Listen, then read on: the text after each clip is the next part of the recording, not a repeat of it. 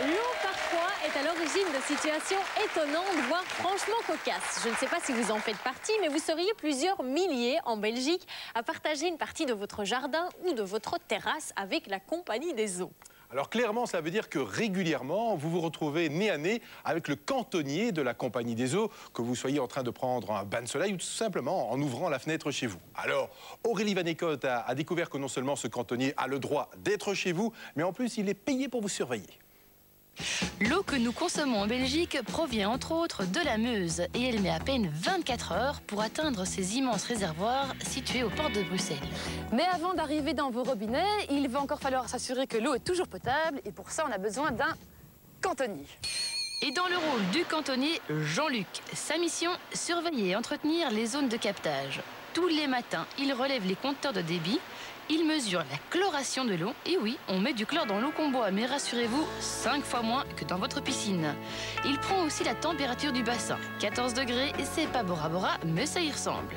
À ceci près qu'ici, la baignade n'est pas autorisée. Eh bien voilà, tout est nickel. L'eau est prête à partir chez vous à travers ces conduites bien solides que vous ne verrez jamais parce qu'elles sont sous la terre. Et c'est Jean-Luc qui va faire le trajet pour vérifier que tout se passe sans problème. Il y a combien de kilomètres en tout, Jean-Luc? Ça représente un total de 490 km. Ah, on n'est pas arrivé, hein? Mais pas de panique, Jean-Luc ne marche que 12 km. Ses collègues s'occupent du reste. 3 fois par semaine, il parcourt donc en surface le trajet de l'eau qui passe sous ses pieds. Et quand Jean-Luc marche ainsi en plein champ, attention, il n'est pas chez le fermier, mais bien chez lui.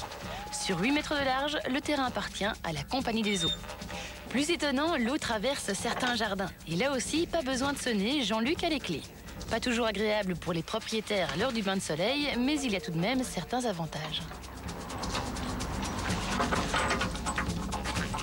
Il faut se dire que si par exemple ici vous avez un terrain de 7 arts, que vous avez en jouissance, vous en avez acheté effectivement 4.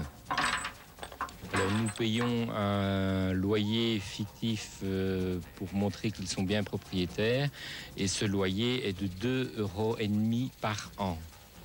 Si le passage est encombré, Jean-Luc a aussi le droit de tailler la haie. Certains d'ailleurs en profitent un petit peu. Vous voyez parfois des trucs un peu coquins, des gens un petit peu tout nus.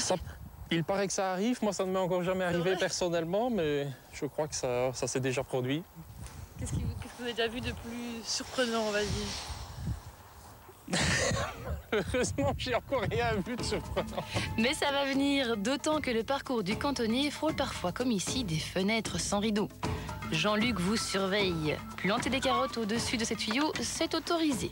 Les nains de jardin garés, ça fait désordre, mais ils tolèrent. En revanche, sont formellement interdits toute construction en dur ou les arbres de plus de 2 mètres. Jean-Luc repère son territoire grâce à vos portillons ou parfois un simple trou dans une haie. Bon, Jean-Luc, ça fait quelques kilomètres qu'on marche. Là, il commence doucement à faire un peu soif. Vous connaissez pas une bonne buvette dans le coin? Si, il y en a une excellente. Et d'ailleurs, je vais être sympa, je vais vous offrir un verre. Merci. Moi, et vu le look de la buvette, je sens déjà qu'il y aura beaucoup d'eau dans nos verres. Mais bon, c'est comme d'autres, jamais pendant le service.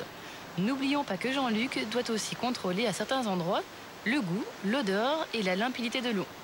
Au moindre changement suspect, il doit avertir au plus vite le dispatching qui prend les mesures de sécurité adéquates. Mais chut, l'expert se concentre. Alors, verdict, elle est bonne? Excellente. C'est certainement pas une eau de la Meuse. Je penserais plutôt à une eau de source, genre région Spontin. Un château Spontin 2002, alors? Oui, la meilleure eau pour la compagnie. À votre santé. Ah, ça, c'est une bonne année, hein.